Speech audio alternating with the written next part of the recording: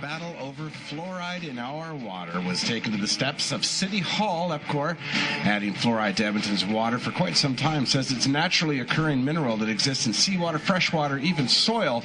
But the We Deserve Safe Water campaign says they have 3,000 signatures to bring to City Council asking for the practice to stop. We'll talk to Joanne David. She's with the We Deserve Safe Water campaign. The breaking news you need and the conversation you crave.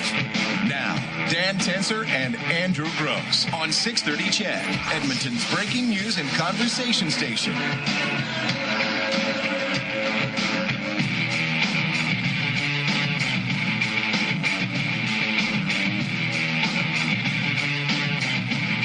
What flavor do you get Of the fluoride at the dentist, the trays? Oh, What flavor do you get? I don't know that I pick a flavor. What are my choices? I don't remember. Usually there's like mint, maybe like a cherry or a I strawberry. think I've gone cherry before. I know it doesn't quite taste like cherry. I think there's a bubble gum. Oh. Pretty sure there's a bubble gum. I go for the mint all the time, just for that fresh. See, the reason why you struggle to answer that question, I'm going to educate everybody. When was the last time you had it done? It's been a while. Because there's fluoride in my water. Before you worked here, you didn't have any benefits. That's correct. So you didn't go to the dentist. No, I didn't. And now, at this point, you've been going to the dentist for about a year. That's right. And they're still trying to get you up to speed. They're not quite at even needing to give you fluoride yet. They're still trying to figure out if there's teeth under there somewhere. There was some preventive maintenance missing over the past few decades. What you needed to do is gargle the water longer. I guess. You needed to take gulps of it and just hang it around in your mouth for a little while. I'm almost up to speed.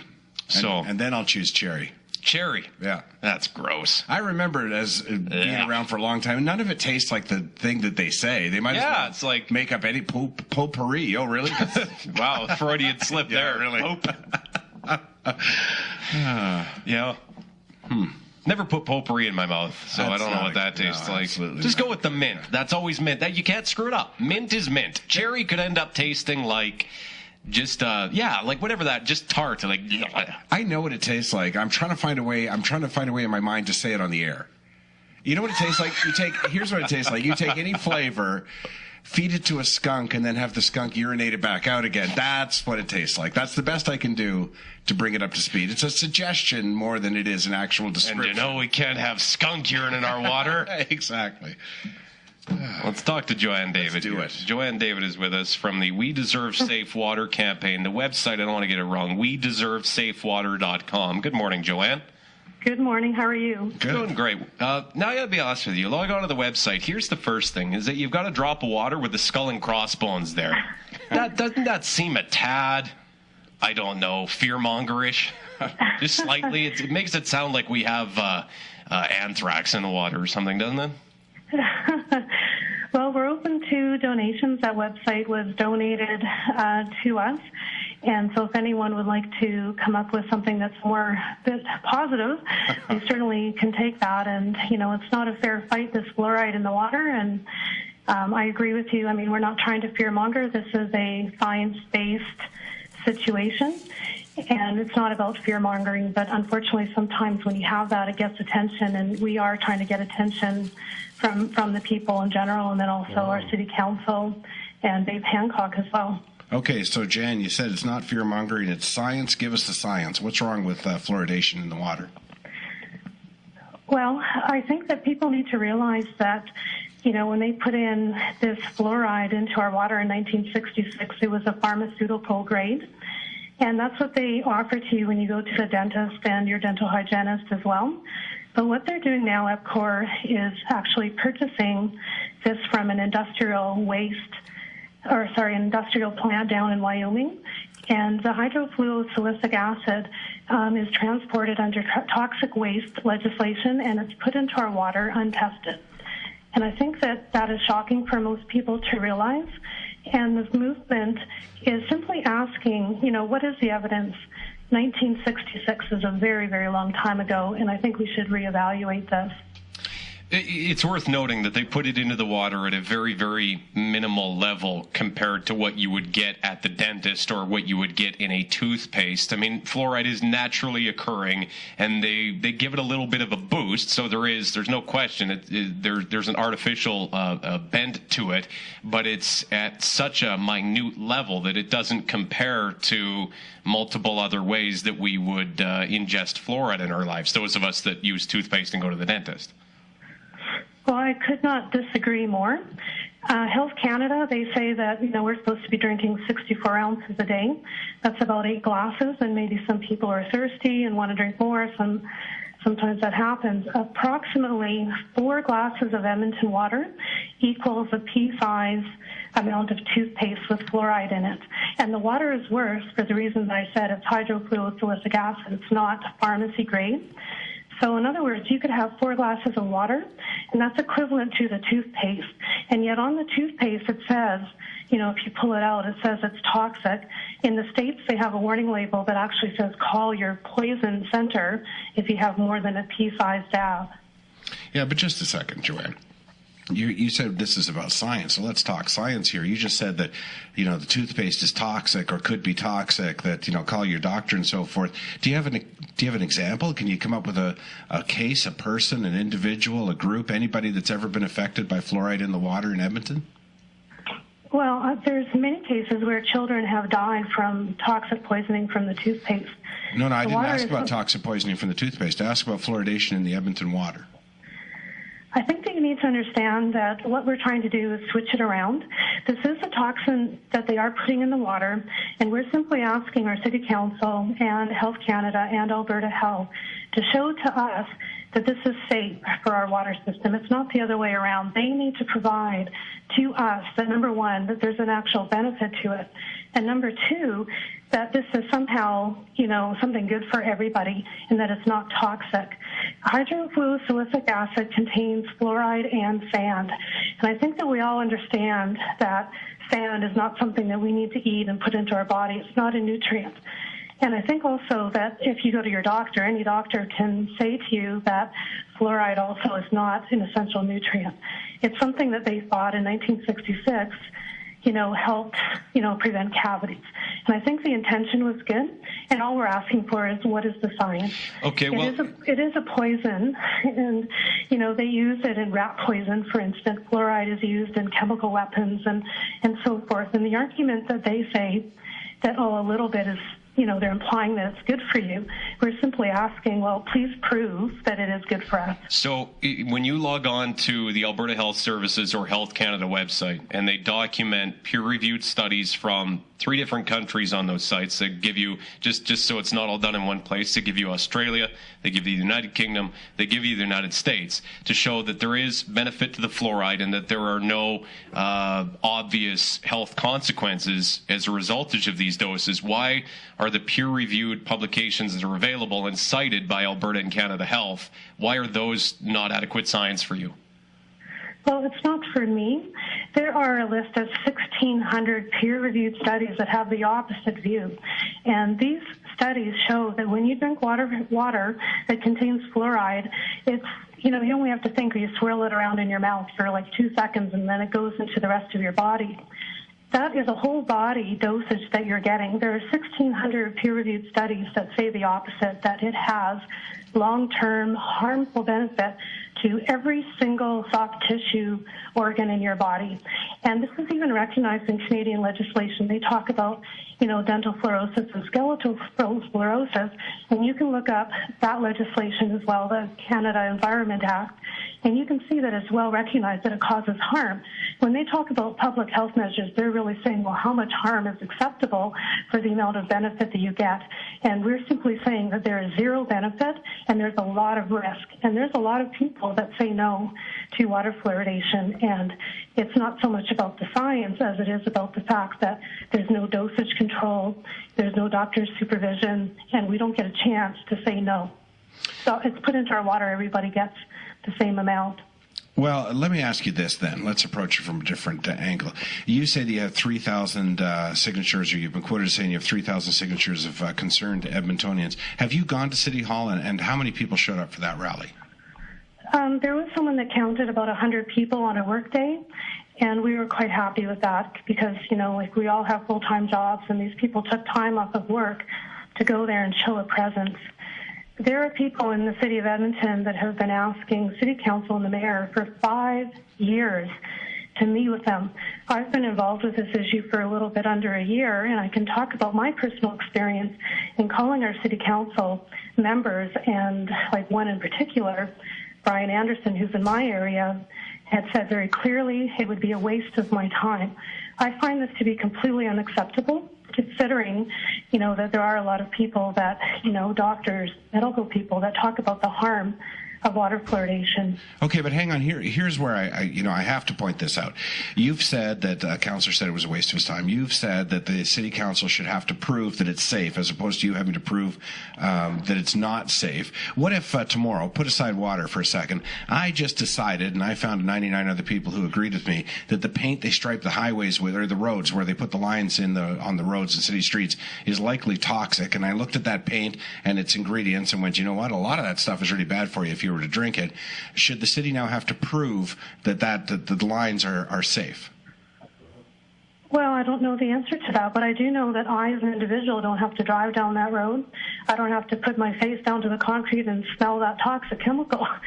So I have the choice to not do certain things. With water fluoridation, most people do not have the choice. Of the 3,000 people, I have spoken to quite a number of them, and many of them are sick, and they go to their doctors in Edmonton, and they're advised, the very first thing that their doctors tell them is you have to, drink really clean water.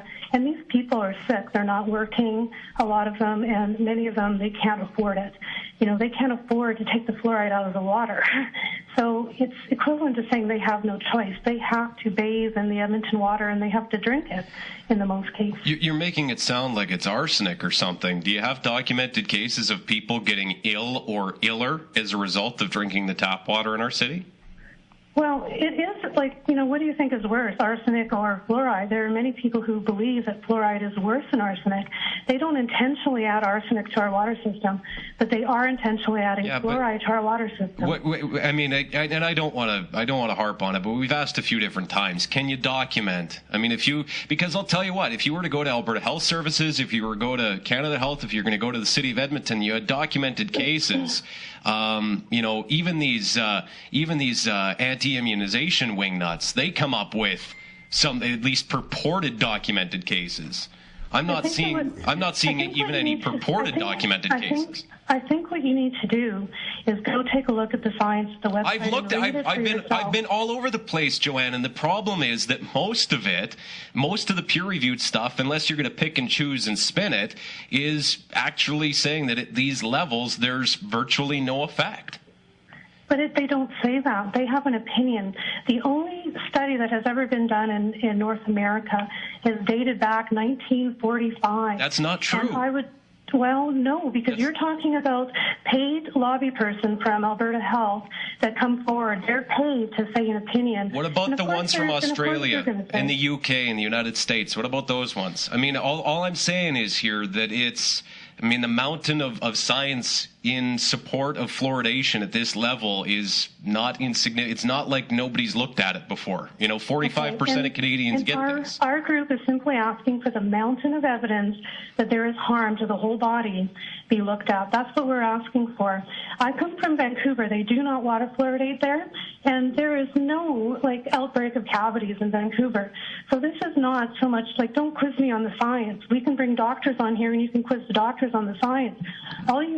All anybody has to do is, think logically. Why does Vancouver, a large city like Vancouver, have no water fluoridation, and yet there's no doctor there selling fluoride pills, or anything else as a supplement that's fluoride related? They don't do it. Why? Right. Because there is no benefit to fluoride in the water, and that's the same as Calgary. They've removed it there, and that's the same as places like Medicine Hat. All right, Joanne, now listen, I'm going to leave the science because you don't want to talk science. I want to ask you a different question. It's not about the science. No, okay. It's about the fact that that, they are putting a known toxin into our water. Gotcha. We want to know why they're putting it.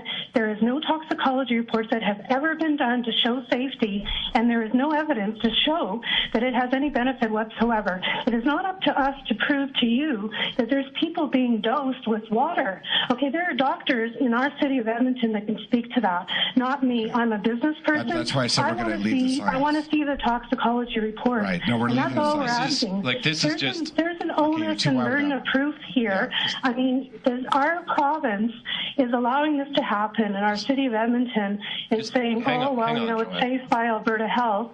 We simply want to see the evidence. That's it. Okay. And if it doesn't exist, they should remove it from our water. Gotcha. And that's something very fair to ask. I just wanted to say this because I wanted to leave the science. You said no one had a choice. Fluoride was put in the Edmonton water originally because of a plebiscite. We had a choice. We voted. We voted for fluoride. Yeah, in 1966. How many of us were even born at that time? And EPCOR acknowledges that there's 51 areas outside of Edmonton, and they will not disclose to us where they distribute this water. So we don't even know. All of those people outside of Edmonton, nobody had a choice. Even the people who were alive in 1966, they had no choice.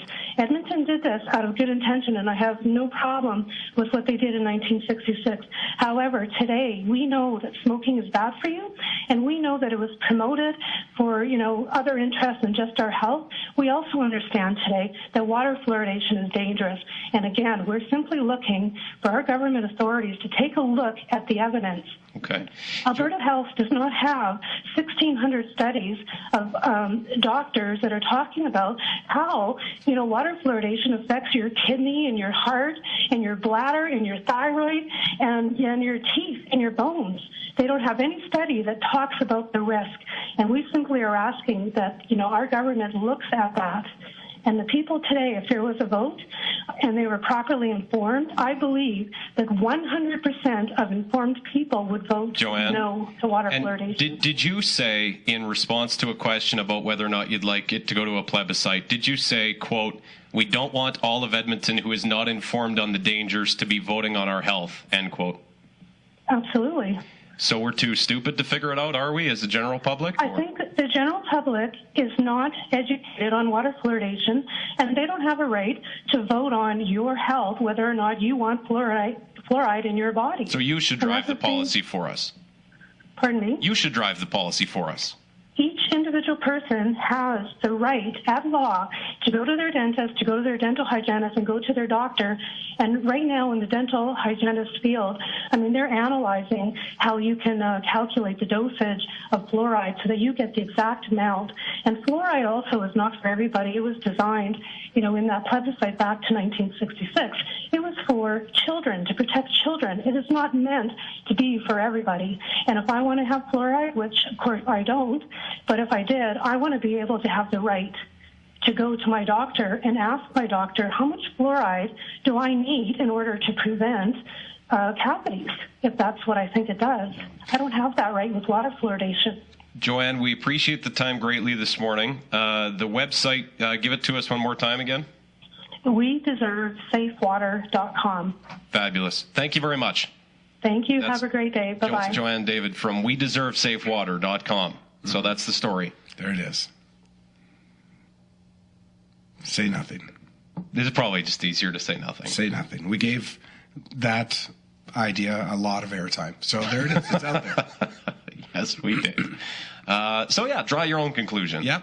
But don't you dare expect to vote in a plebiscite because you're an idiot. There you go. Well, that is an odd statement to make. That is a very unless you're against the fluoridation. Don't you dare, because you're not informed. It's the same as those of you crazies that vaccinate your kids. Oh, did you say that? Don't you dare vaccinate your children. It's the same thing. Don't do that. Don't pulling some junk science out of somewhere. There was so much of that was just patently false. But you know what? We gave someone an opportunity to put it out there and say what they believe. Yeah, and then coming back, we're going to talk about unicorns and UFOs. I don't want to look. She's got, and God love her, and look, I'm not questioning her motives. I'm sure she's in the right place, and her heart's in the right place, and Absolutely. She's trying to do the right thing, and I respect the heck out of that. We could ask for a lot of things. Do you think it has anything to do with coming here from Vancouver? They're very environmental in Vancouver. They're very conscious. I mean, we can debate the... we'll just leave it. Yeah. Anyways, thanks for listening to that. Yep, appreciate it. We'll take a break and come back with more on the Monday morning edition of Tencer and Grose in a moment. This is Tencer and Grose on 630 CHED, Edmonton's breaking news and conversation station. Trying to run Dr. Oz over with our rock music there. He was all in his tranquil sort of... You know, coming up in our next half hour, we should encourage people, if you so choose. A lot of people texted on that last segment. Would love to hear from you on the phone at 496-0063 after the first segment. You're taking a bit of a beating on this, Dan. I'm surprised because... I don't think so. Well, I shouldn't say you are. I mean, the conversation is good. And criticism is... You're right. There are no bad conversations to have. I would fundamentally agree with that. But that's, to me, it's like having a conversation about how many angels can dance on the head of a pin. We'd have that conversation for a long time without being, you know what I mean? But this is just sort of one of those. Sure, but it's a serious topic to a lot of people, and we gave the woman 18 minutes of airtime. I mean, people. And we're going to give it more airtime. Well, I guess we are. If people. How many? We could do another hour on vaccinations. Yes. Should we give that more airtime? Possibly. See, no. What do you mean possibly? Well, if it's something that people want to talk about, then we should put it out there. If you want to do that, I will state right now that we did not plan that, and I'm totally opposed to the idea. But if you want to continue to hammer people over the head with discussion over whether or not we should have fluoride in our water at some minimal level with science to back up. You think it's an absolute no-brainer that we just leave it the way it is. Right. Of course I do. But people, it's like you're right. It's like the immunization thing. There's a lot of people very And you don't need intense. to continue to put those people on the radio. I suppose that's... We did it for 18 minutes, and I guess we'll do more of it. So hang with us. It'll be wonderful. It's good. We're going to do more of it next. You're listening to Tencer and Grose on 630 CHED, Edmonton's breaking news and conversation station. 10:36 on a Monday morning. See, I'm in a bad spot here because I think we agree on this. Is it safe for me to say that we agree on this? Yes. But on the fluoridation. Yeah. Yes. But I'm the one that takes a strong stand on it, and I appear as though. I mean, look, if I was less than tolerant, we wouldn't have had her on the show unopposed. Exactly. You know. So that after she expresses her viewpoint, I think it's fair of me to express my viewpoint. Mm-hmm. And because I take a stronger position on it. You are being unfairly judged here. And I know you never need me to step up and defend you. You don't. But you are being unfairly judged here because of the conversation we had this morning, you and I, before the radio show even began, when your objection to this topic is that we weren't going to present enough balance. That's right. And you were the one who said we shouldn't do it if we don't have balance. Because I'm not an expert on it. Right. Okay. And all the reading I can do, I'm not an expert on it. And I said I didn't want to go to air with it. Correct. Without somebody who is an expert on it. And now what we have here is enough outcry, very same as the vaccination thing, where what am I going to say? I'm not a doctor. Mm-hmm. You know, I don't work for Health Canada. I haven't done a peer-reviewed study, right? So there's only so far I can go with refuting it because it's not my area of expertise. Mm-hmm. So by putting her on without somebody that has that area of expertise, I can do all the reading on it, but... Well, I thought, and maybe I was correct. I thought that the guest would, state her side. I would state mine, as we often do, as we did in the previous hour. I'm not in favor of annexation, and you ask, well, what about this? And the counselor comes on, well, I am in favor of annexation, and we asked questions that way. So I thought we could get through the half hour with the guest, but apparently we didn't. Here's Winger just sent me this. Oh, hi. Just got through listening to the interview regarding fluoride. Can you pass a message on to Dan Tencer? Can you thank him for showing all of us what a first-class, arrogant jerk he is? Would that he put as much effort when he interviewed his other guests that he's so fond of. But on this one, way out to lunch, unfortunately, that lady got too emotional and couldn't hold her ground. I want one day to go one-on-one with Dan Tencer. Thank you. Bye-bye. I'm in favor of that. Oh, and then she's...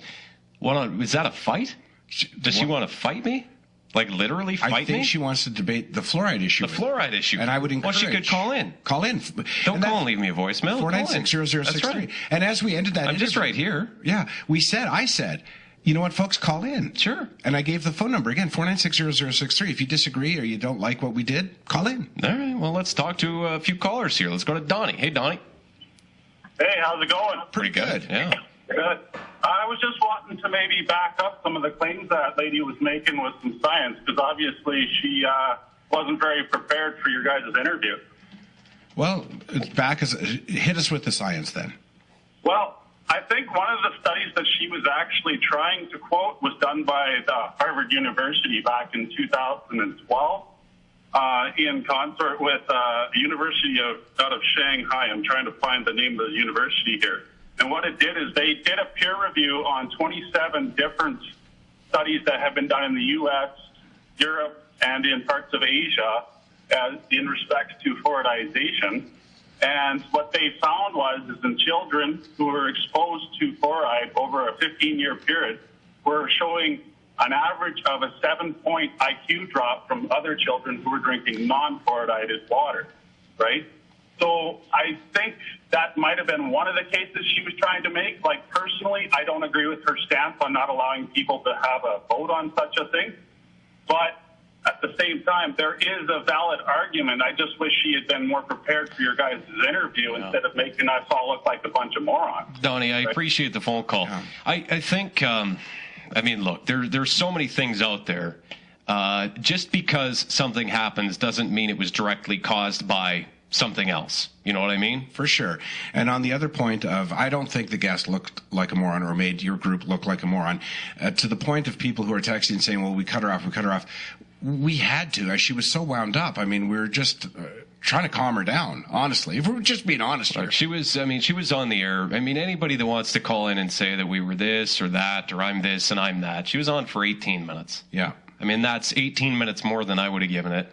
But she was on for 18 minutes. And that's, you take the time where just she was talking and nobody else was talking, that's a significant amount more airtime than a lot of people get on a lot of things. Let's talk to Bert. Let's go to Bert. Hey, Bert. Bert? Come on, Bert. Oh, he just dropped off. Ernie needs him. Let's go to Don. Hello, Don. Hi, how's it going? Good, man. Okay, so I don't know, fluoride, based on the information that I have obtained, was originally developed during World War II by Nazi Germany. They give it to the people in the prison camps to make them more passive, and it lowered their IQ points by 20. After getting that research, I've kind of been on both sides of fluoride, because I go to your doctor, dentist, and he says, oh, fluoride's good for your teeth, this, that. I've always had mixed feelings. I'd rather not have it in the water. If I want to take toothpaste with fluoride, I'll use toothpaste with fluoride, but I choose actually not to have toothpaste with fluoride anymore. So. Okay, Don, that's very interesting stuff. Fluoride is naturally occurring, yes, but according to Don, was developed by the Nazis. There was a period of thought, and some of the reading that I did on it, that it was a communist plot back in like the 50s and 60s. That was a very popular. I remember when I was a child, that was the communist thing with fluoride in the water. Now, we could argue. Here's the one argument that I will give the group. Let's have the plebiscite then, if you'd like to. It's obviously a contentious issue. We had one. We agreed to it. Although the group doesn't. Wait a second. No, she didn't want a plebiscite. Do we think that Health Canada is conspiring in some way, trying to screw us? We think Alberta Health is trying to screw us, because when you go onto those sites, I'm not a scientist, I'm not an expert, all right, on this, nor am I an expert on a lot of stuff we talk about. I try to read up and get as educated as I can. Yep. But I will tell you that when you log on to Health Canada's website and they're able to cite peer-reviewed studies from multiple different countries, and you log on to the Alberta Health Services website, and they state very explicitly that there are no known negative health consequences that go along with fluoride of this dosage. Yeah, if you take pure fluoride, yeah, okay, fine. I mean, that's I'm guessing that it's a big issue if you take pure fluoride and dump it in your eyes. Of course. Right? But if you take fluoride at this minuscule level in the water that we bump it to, unless we believe that Health Canada and Alberta Health Services are conspiring to make us unhealthy, I just don't see what the issue is. Now, on the flip side, you could go ahead and take it out of the water. I probably wouldn't care that much, because I don't think it has a significant impact one way or I just the don't other. see the point of doing it just for the sake of doing it, taking it out. But, a lot of people use the argument that, well, it's got, skull and crossbones on the package. As you just pointed out, Dan, a lot of stuff we consume has that in it. Yeah, well, if it's pure, in a pure form. Bert's back with us. Hey, Hey, Bert. Yeah, I got caught in no phone zone, but we have a well, and the first time we were made note of fluoride in the water is from our dentist, and we went to the dentist kids. He said, well, your dental is so strong and tough, you have fluoride. Years later. Bert's still in a no phone zone. We'll take a break. Maybe, I don't know where he's driving through. You know what it is? He's got a thermos of tap water there, and it's screwing with his phone.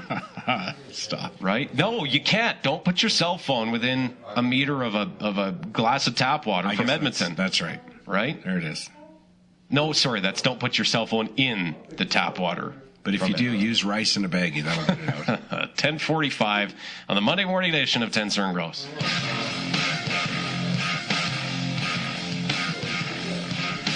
You're listening to Tencer and Grose. To join the conversation, call 780-496-0063 or text 630-630. Tencer and Grose on 630 CHED, Edmonton's breaking news and conversation station. 10:48 Monday morning. You got some Facebook comments there, big guy? I do. We put the question up on our Facebook page prior to that interview. For decades, there's been a debate across Canada about the fluoridation of our drinking water. Does it bother you that the city of Edmonton puts fluoride in our water? Among the many responses, Richard wrote, I didn't even complete grade 11 chemistry. My understanding is that some concerns originate over the purity and concentration of the fluoride additive. Personally, I'd rather take my chances with tooth decay, but I wouldn't sweat a glass of tap water. Goes on to say, I usually filter it through coffee grinds before drinking it, so maybe this unique practice has saved my brain. And Susan wrote, I've not had fluoride treatments at my dentist for over 20 years because I am not convinced it's safe for long-term use. I've not heard of anyone getting ill or dying from having fluoride, but I am not aware of any health issues or deaths being investigated for it either. Interesting. Lots of texts at 630 saying, how can you refute it without knowing the science? And again, I don't know what to say. I mean, that was my concern coming into the hour. Yes, and I'm now terribly sorry that we didn't bring an expert on. That's we tried. We had the option to potentially push it to later in the week. We did. And try to find somebody. I thought it was a mistake. We decided to go with it. Now I'm in a very awkward position of not being a scientist and trying to defend something based on, granted, a limited amount of reading on the subject. I've done as much reading as I can, but it's not an area of expertise. No, you could read the rest of your life and not know it's quite easy to refute my position by saying, well, you've read a lot, but you haven't studied it very long. You studied it for an hour. It really comes down to this for me. It was a simple thing of actually trying to be polite to our guest. The guest had been booked. The Health Canada was unable to provide somebody for balance. Dan wanted to wait. It was me trying to be courteous. I said, well, we've already booked the lady, though, and she's probably set aside time for the interview, so we can go ahead and debate it with her, as we do many topics, and that was how I sold it to you. You were still against it even after I sold it, though, saying that we shouldn't do it without counterbalance. Your instincts were correct, because we've upset people, and we're not. Well, and that's the thing. Whether I'm right or wrong, whether she's right or wrong, we're in a situation now where, frankly, she wasn't able to bring a ton of scientific evidence to the table now. Right. So, really, we haven't had anybody. If we brought somebody from, I don't know, Health Canada or wherever, let's just bring a doctor. There's 1,000 peer-reviewed studies. Let's bring a doctor that's done one of them. I don't know what he'd say. Right. Right. Let's go to Jane. Hello, Jane. Good morning. What's going on? We lived in a little town, and the health department suggested our kids take fluoride drops until they were 12. Mm-hmm. So every morning they got, I think it was 4 drops in their juice. And my kids had very few cavities, and we only took them till they were 12 because they figured after that your permanent teeth are coming in. And we had much success with it. But I don't want it really in the water. I think we have toothpaste and other things that we can get it. And I don't get it at the dentist either. I don't get fluoride treatment. All right, well, let me ask you this then. Let's try and have a more positive approach to this whole thing. You don't think it should be in the water. I think it should be in the water. We both live in Edmonton. How do we resolve this? What would you suggest? A plebiscite, that we vote on it again? What would you suggest? Well, I think it should be brought to the public, and then the public can really decide. That's all we were trying to do. But once we bring the issue to the public, now what has to happen to change things? That's my question. What do you think should happen next? Well, I think it should be brought to a plebiscite, and whatever's agreed on, then the majority would overtake that. And then we just instruct EPCOR to not fluoridate the water. That's right. And I think if people want to do it, get it from your health department, put it in your kids' water. Like, it was only really good until the kids were 12. That's what we were told. And like I said, my kids had very few cavities, even today, you know. Well, so I think it did a really good job, because that's when your teeth are forming. And then after that, you've got your teeth, and you have to look after them after you. And the science that I have read on it does indicate, particularly in kids, as the teeth are developing, it's particularly effective battling cavities and enamel issues when you're using it in tandem with toothpaste and regular dental treatments and that sort of thing. I have not been able to find anything. I wasn't able to find anything last night. I wasn't able to find anything today outside of the anecdotal stuff on conspiracy websites that would suggest that there is a direct health consequence as a result of any fluoride in the water. You can point to a number of districts and places in Canada and on the planet that don't put extra fluoride in the water. It does not mean that it's bad. It just means that they do not do it. Right. I mean, there's 45% of Canadians, the last time they counted, that live in districts with fluoride in the water, and there's not any mounting evidence to suggest that there are bad health things happening in those regions. Right. So. And that, and as I say, so what do we do next about this? We've brought it to the table, and people are concerned about it. They've been concerned about it since 1966. To say people are concerned about it. That's like persons. Yes, sure. But we could do a lot of segments. For sure. 10:54. We'll set up hour number 3 for you after this.